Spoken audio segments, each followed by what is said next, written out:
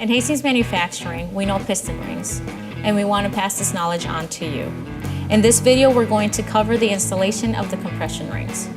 While the compression rings might appear similar to other rings, they are subtle design differences, which indicate how the ring is to be installed. Not only must the ring be installed with the correct side towards the top of the piston, it is also imperative that the ring be installed in the proper groove. Rings installed in the wrong groove or the wrong side up may lead to excessive oil pumping, excessive blow-by, and in some cases may completely dry up the bore, causing ring and cylinder scuffing as well as accelerated wear.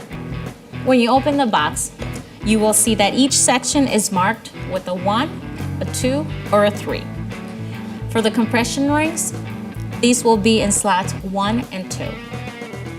Lay the rings out in groups of top and second rings. With the oil control rings loaded on the piston, use a proper ring installation tool to open the second groove rings with the top marked facing up. Only open the ring enough to allow it to go over the top diameter of the piston. Work the open ring down from the top of the piston to the second groove.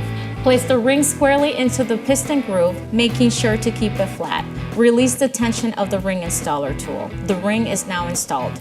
The same process is done for the top rings. However, make sure you never spiral a compression ring into a piston. If a ring is bent, it offers a leakage path for both blow-by and oil. Once the piston rings are installed on the piston, stagger the end gaps. It is important that the end gaps are not lined up. This prevents oil flow past the rings. Thanks for watching. We hope this video was helpful.